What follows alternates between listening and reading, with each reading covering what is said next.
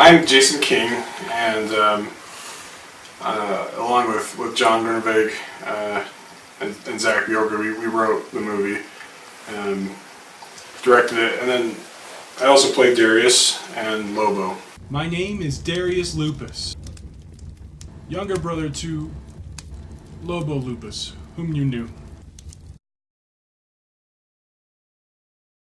It's an amateur movie. It's a fantasy comedy, I guess. It's very much in the kind of like the Simpsons-esque kind of humor, but also it has some like Lord of the Rings flavor to it. It's first and foremost comedy, but it's also a fantasy quest, which is something that I've always wanted to do, and I'm a real big fan of fantasy. We actually started writing the movie right around the time that Fellowship of the Ring came out, so there's definitely, I think, we pay some homage to that, sometimes intentionally and sometimes not so intentionally, but it's a quest about a young man named Thomas who's been stranded on another planet, and he finds out that there's this bigger war going on throughout the cosmos.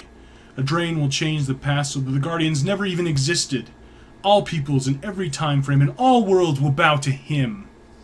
And that he has a part to play in that, if he wants to.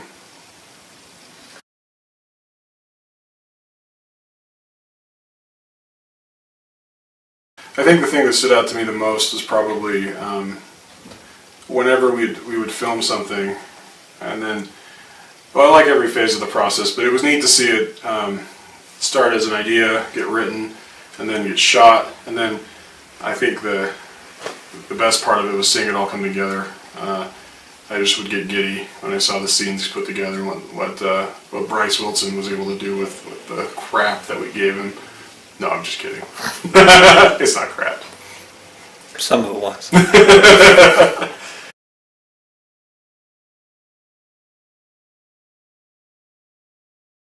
think how long it took.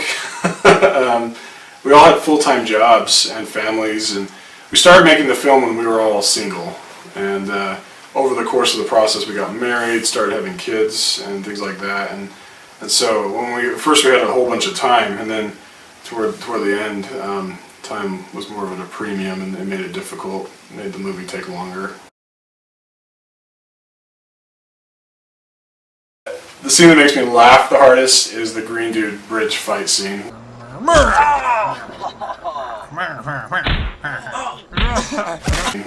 When Bryce put sound to that, the hitting sounds and everything, I was laughing so hard that I was crying. But I think the dramatic scene is definitely the final fight between Thomas and the villain Arvik. I really was impressed with John Groeneweg's location scouting and how he chose that little goalie. It was really cool.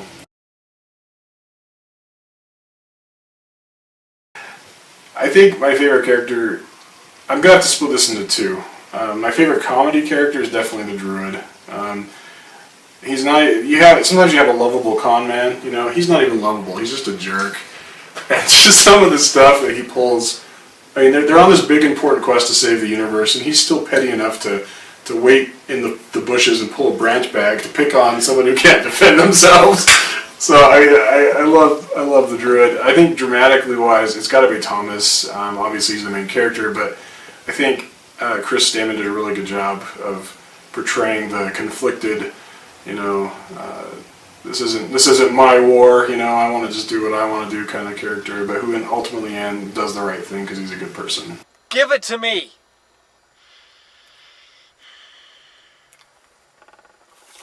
No.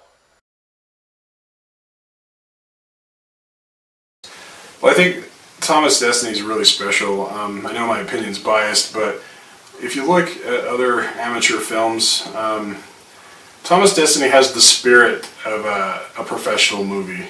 And I think that's pretty incredible considering that I think it has one real professional actor who, by the definition of professional, someone who actually gets paid to do it for a living. And I think everything, we did it for the love of it, and I think that made it pretty special. When you're watching it, it's like watching a real movie. It's not like, I think you forget that, a bunch of college students made this movie. It actually feels like you're watching a real movie, so which I think is unique for amateur movies.